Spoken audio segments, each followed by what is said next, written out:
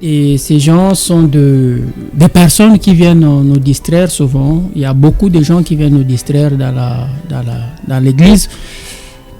Et ces gens se disent les hommes de Dieu qui parfois sont en train de distraire les enfants de Dieu. Ils sont là, ils ont une mission de égarer les enfants de Dieu par rapport à leur vision, par rapport à leur foi, par rapport à leur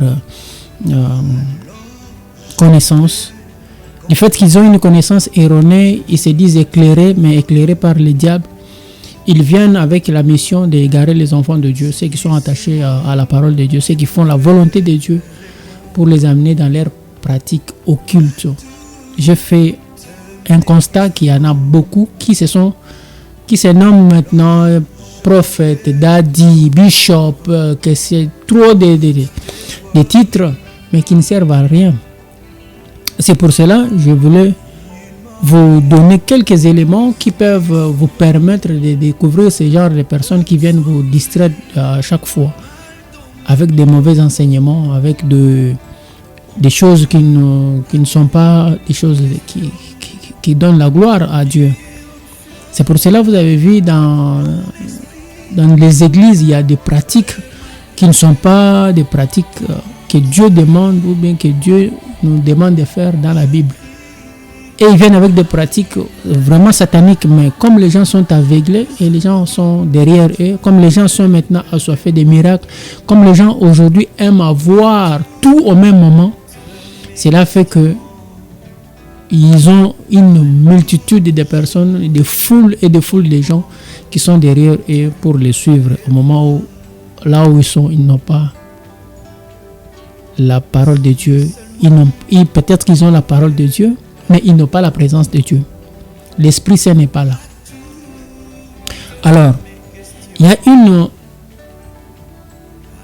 une chose qu'ils utilisent souvent, c'est comme un appât qui permet de ramener, d'attraper, de séquestrer les âmes des enfants de Dieu dans leur possession pour les utiliser et puis pour qu'ils deviennent plus influents sur la terre, parce qu'ils aiment l'influence, ils aiment faire les choses qui sont remarquables, qu'ils aiment là où ils sont, qu'ils soient vus et puis qu'ils rayonnent et tout et tout.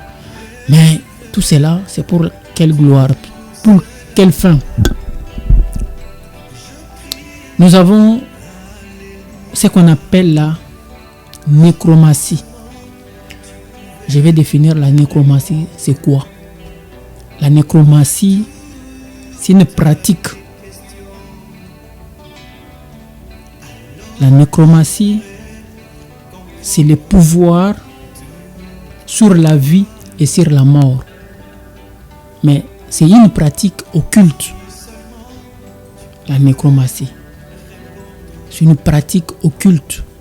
Et cette pratique est caractérisée par la divination et par la communication avec les morts. La nécromancie, un nécromancien est capable de diviner, mais il est incapable de donner la vie. Il peut animer les cadavres, mais il ne peut pas redonner la vie à ces cadavres. Un nécromancien peut lire toute votre vie, toute votre pensée et vous dire les choses et vous allez croire. S'il vous dit que c'est une prophétie, vous allez croire parce qu'il va vous dire les choses avec précision. Parce qu'il va lire votre mémoire, il va lire votre pensée, il va lire votre vie. Tout ce qui se cache dans la vie. Il va vous le dire avec précision. Mais cela ne signifie pas que quand quelqu'un vous dit de telles choses, il est en face de vous, il vous dit de telles choses, ne pensez pas qu'il est automatiquement un envoyé de Dieu. Non. Je viens vous dire qu'un nécromancien est capable de faire ces telles choses. Il est capable de prophétiser, comme entre guillemets, de prophétiser sur vous. Mais la source de cette prophétie n'est pas la source divine. Ce n'est pas une source qui vient de Dieu. C'est une source diabolique. Donc, il y a une confusion entre les prophètes de Dieu et les prophètes du mal, des diables, qui sont les nécromanciens. Et si quelqu'un se pointe devant vous, il vous dit que non, je vais vous donner une prophétie, j'ai vu ceci dans votre vie, j'ai vu cela dans votre vie. Frère, ma soeur, n'acceptez pas directement, parce que cela peut aussi être, et ou soit peut se sortir d'une source qui n'est pas une source de Dieu. Cela peut sortir aussi d'une source diabolique et satanique. Et un nécromancien est capable de vous coller un démon sur votre vie pour que ce démon-là commence à guider votre vie par rapport à la parole qu'il lui va vous donner pour que vous trouviez qu'il vous a dit la vérité et vous croyez en lui. Et quand il va vous demander de faire les pratiques, vous allez commencer à faire ces pratiques parce que vous vous êtes dit que tout ce qu'il vous a dit c'est la vérité et que c'est un homme de Dieu. Vous le prenez pour un homme de Dieu au moment où il n'est pas un homme de Dieu. Alors il faut faire beaucoup d'attention. Pourquoi? Tous ceux qui se disent prophètes aujourd'hui, il y a de ceux-là qui utilisent cette pratique occulte qui est la nécromancie pour commencer à vous dire ou soit prophétiser sur vous, dire les choses sur votre vie et vous allez croire que c'est un homme de Dieu, c'est un envoyé de Dieu, c'est le Dieu qui l'inspire, c'est Dieu qui le parle. Faites attention avec tous ceux qui disent Dieu m'a parlé, j'ai entendu une voix, Dieu m'a dit ceci sur vous. Faites très attention. La plupart ne sont pas les enfants de Dieu. La plupart sont des magiciens, sont des gens qui pratiquent l'occultisme et plus précisément la nécromancie. Ce sont les gens qui consultent les morts. Ce sont les gens qui communiquent avec les morts. Et cette pratique est devenue courante dans le monde aujourd'hui. C'est pour cela que vous voyez dans les églises, il y a trop de prophètes, il y a trop de gens qui prophétisent. Mais d'où viennent tous ces gens-là? Dans le temps, dans les années 80, dans les années 90, tous ces gens n'existaient pas. D'où ils viennent aujourd'hui avec la même méthode. Si vous regardez, ce sont les gens qui prophétisent sur vous. Ils vous donnent le nom de votre papa, le nom de votre maman, le nom de votre grand frère, l'avenue même sur laquelle vous restez, et la ville. Il vous dit même la couleur de votre t-shirt qui est sous votre veste. Tout ça, je me demande, les enfants de Dieu, vous devez faire l'attention. Où est la gloire de Dieu dans tout ça? Où est la gloire de Dieu dans tout ça? Quand tu me dis que j'ai porté un t-shirt rouge et j'ai vu sur l'avenue tel, je suis à Montréal, je viens de tel pays, je viens du Canada. Où est la gloire de Dieu? C'est là la question que vous devez vous poser. Où est la gloire de Dieu dans tout ça? Où est la gloire de Dieu? Si je vis à Montréal, tu me dis, bon, je vois que tu vis à Montréal, tu viens à Paris, où est la gloire de Dieu dans tout ça? C'est là il faut reconnaître maintenant que ces gens-là ne sont pas les gens de Dieu. Celui qui va parler de Dieu doit donner la place à Dieu. Dans toute prophétie qui vient de Dieu, c'est Dieu qui doit avoir la gloire. Ce n'est pas en me disant que mon père s'appelle Fernand, mon père s'appelle Roméo, mon père s'appelle Robert, que c'est là, c'est une prophétie que je dois croire et accepter que vous êtes un enfant de Dieu ou bien vous êtes un envoyé de Dieu. Non. Je dois sentir la place de Dieu dans la prophétie que vous êtes en train de me donner. Je dois sentir la place de Dieu. J'étais en difficulté, j'étais malade, je viens vous prophétiser que dans 5 ans, je serai guéri. Et on prie, et dans 5 ans, je suis guéri totalement. Même ça aussi, ce n'est pas forcément une preuve que la prophétie que vous êtes en train de me donner, c'est une preuve, c'est une prophétie qui vient de Dieu. Parce que dans le livre que je viens de lire, de la nécromancie, on dit les nécromanciens ont le pouvoir de jeter les mauvais sorts et d'enlever les mauvais sorts sur quelqu'un. C'est-à-dire tous ceux qui disent que j'avais vu que vous avez l'esprit des morts, je vous ai enlevé l'esprit des morts, cela ne suffit pas que c'est un envoyé de Dieu. même s'il fait quoi, cela ne suffit pas qu'il est envoyé de Dieu. Parce qu'un nécromancien est capable aussi de faire cela. Il est capable de jeter les mauvais sorts. Il est capable aussi d'enlever même l'esprit de mort. Il est capable. S'il fait ses incantations, s'il évoque ces démons, il peut enlever l'esprit de mort. C'est-à-dire, même quand on enlève l'esprit de mort sur quelqu'un, cela ne justifie pas, cela ne suffit pas pour dire que la personne là est un envoyé de Dieu. Non. J'ai dit, les nécromanciens peuvent faire ça. Celui qui est dans la nécromancie peut faire ça. C'est pour cela que vous avez vu aussi, devant Pharaon, Moïse a jeté son bâton sur terre et ça s'est transformé en serpent.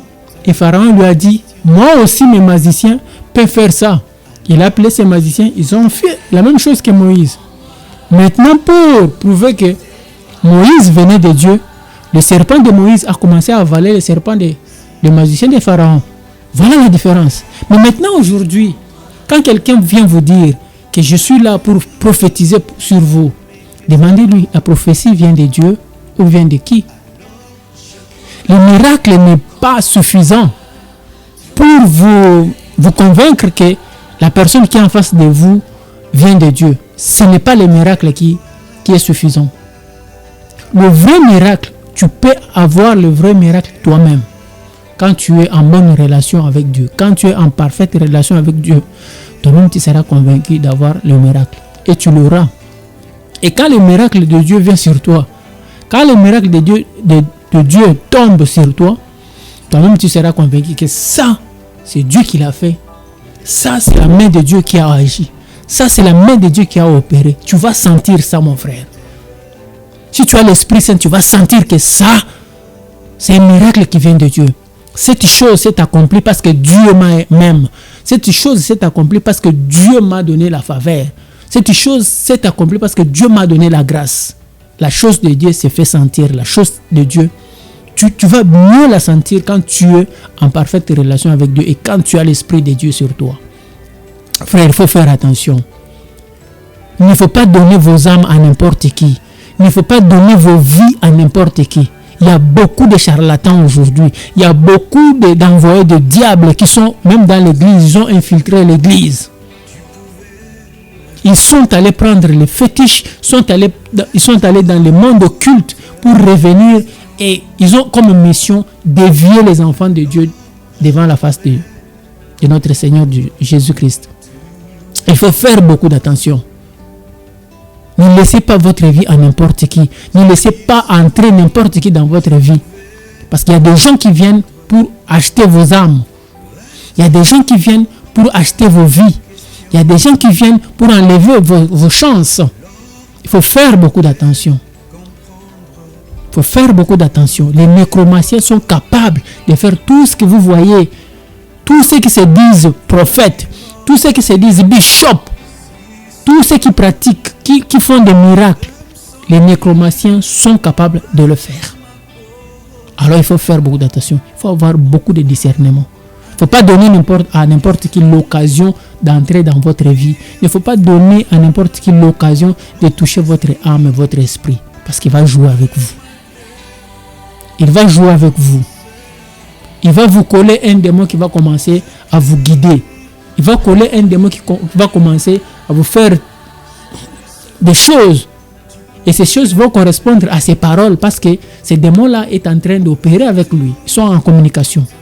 C'est ça. À la fin, tu deviendras son client. Parce que chaque fois quand tu as des problèmes, tu vas te confier à lui.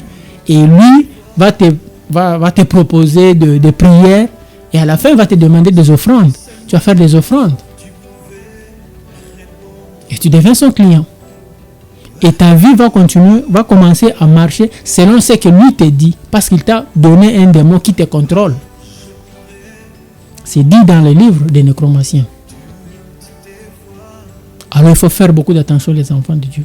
N'essayez pas de donner n'importe quoi à n'importe qui. Maintenant, qu'est-ce que la Bible nous dit, nous les enfants de Dieu? Qu'est-ce que la Bible nous dit? Nous allons lire Deutéronome chapitre 18, versets 10 à 12. Deutéronome 18, versets 10 à 12.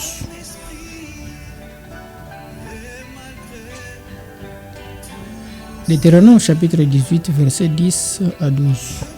Nous dit ceci. Deutéronome 18, 10 à 12. J'ai lu au nom du Seigneur. La Bible nous dit ceci. Qu'on ne trouve chez toi personne qui fasse passer son fils ou sa fille par les faits. Personne qui exerce le métier des devins, c'est-à-dire deviner les choses, d'astrologue, d'orgueil, de magicien. Enchanteur, personne qui consulte ceux qui évoquent les esprits ou disent la bonne aventure, personne qui interroge les morts. La Bible nous met en garde. Il faut faire attention qu'on ne trouve pas chez vous les gens qui pratiquent ce genre de choses. Celui qui interroge les morts. Celui qui fait passer son enfant dans le feu. Celui qui fait des bonnes aventures. Celui qui interroge les morts. Celui qui est astrologue. Celui qui est devin. Ou celui qui est magicien. Qu'on ne trouve pas une telle personne dans votre maison. Si Dieu nous met en garde de ne pas trouver ce genre de personnes dans nos maisons, comment, à plus forte raison, il peut nous interdire d'aller consulter ces gens-là. Il faut faire attention. Vous qui aimez tout le temps, vous avez un petit problème. Je pars chez les pasteurs, je pars chez le prophète, il va voir. Je pars chez les prophètes qui va voir. Est-ce que c'est un bon prophète? Est-ce que c'est le prophète là? C'est Dieu qui l'a établi. La prophétie, c'est la Bible. La vraie prophétie, c'est la Bible. C'est dans cette Bible, il y a tout. Il y a tout, mon frère. Il y a tout dans cette Bible. C'est ça la vraie prophétie. Il suffit que tu pries. Il suffit que tu gênes. Il suffit que tu te mettes à crier vers Dieu. Il suffit que tu t'agenouilles devant Dieu. Dieu va te révéler les choses. Là où il y a l'obscurité, Dieu va éclairer parce qu'il y a l'Esprit Saint qui va te conduire. Frère, il ne faut pas toujours aller chez les gens pour vous dire des choses. Allez-y chez Dieu pour vous dire des choses. Il ne faut pas donner l'occasion à quelqu'un de palper ta vie, à toucher ton âme. Laisse Dieu toucher ta vie. Laisse Dieu toucher ton esprit. Laisse Dieu toucher tes problèmes. Tu verras la solution. L'homme ne peut pas te donner la solution. C'est Dieu qui peut te donner la solution. Alors faites attention à ceux qui vous disent que entrez dans ma connexion.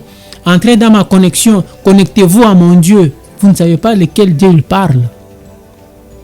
Vous ne savez pas de quel Dieu il parle. Et vous acceptez. Vous êtes en train de dire Amen. Amen veut dire que ça soit ainsi.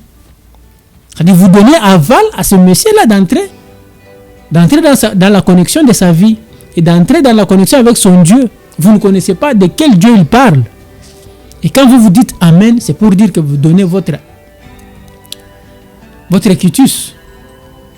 Vous donnez votre aval.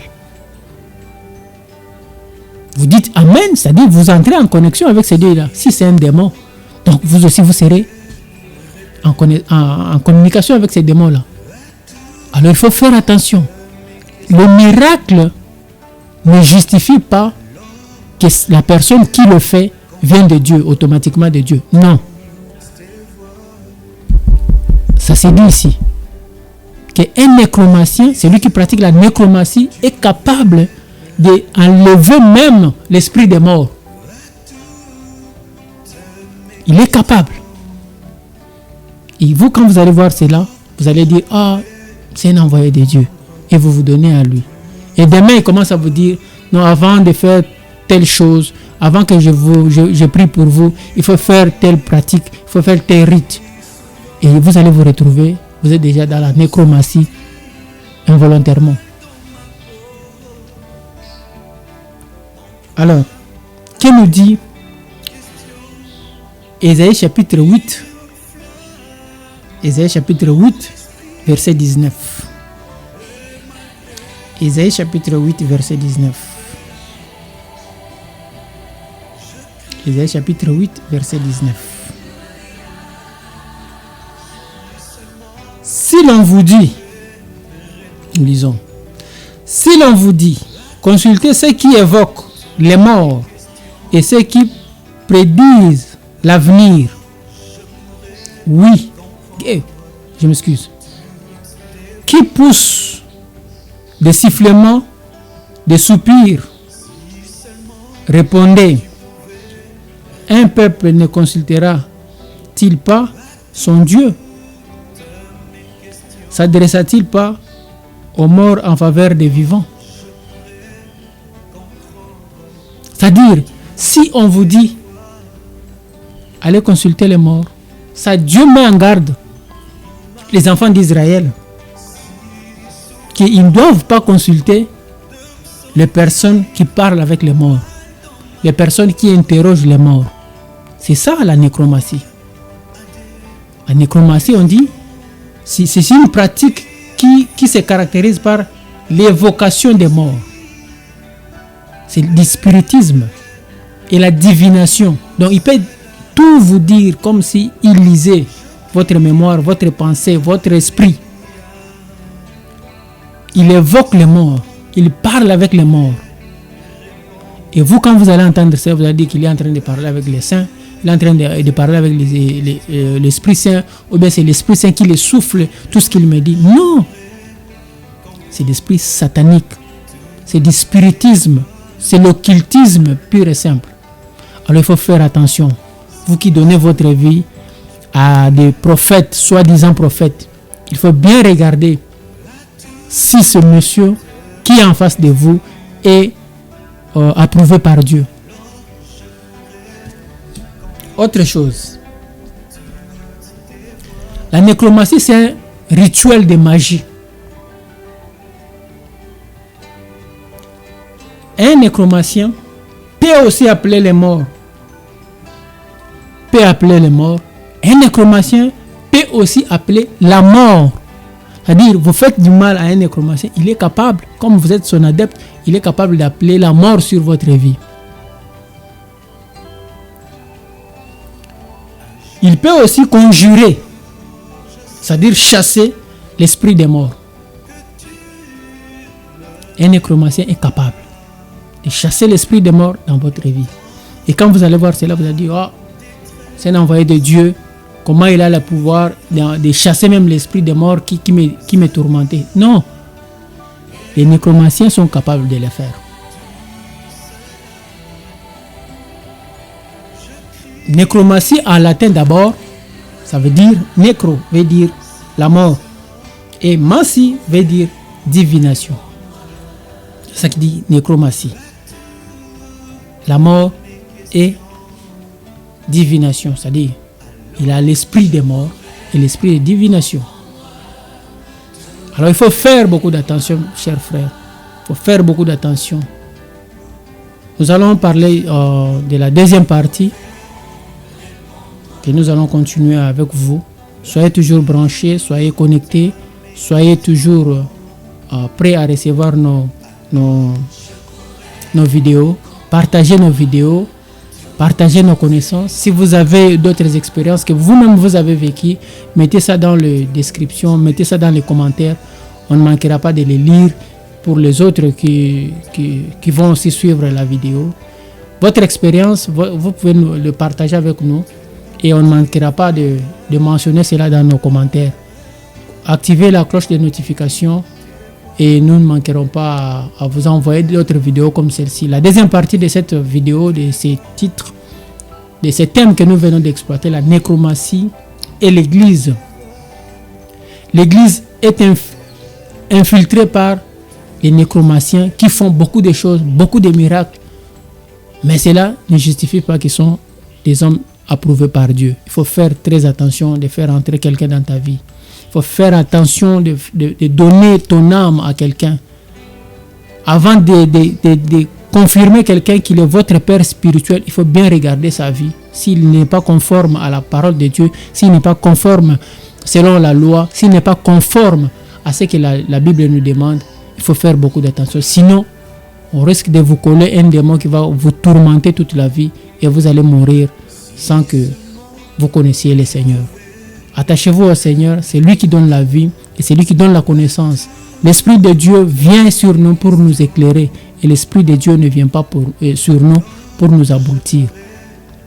Et tous ceux qui lisent, qui disent qu'ils sont prophètes, qui prophétisent sur notre vie, ne sont pas forcément les prophètes de Dieu.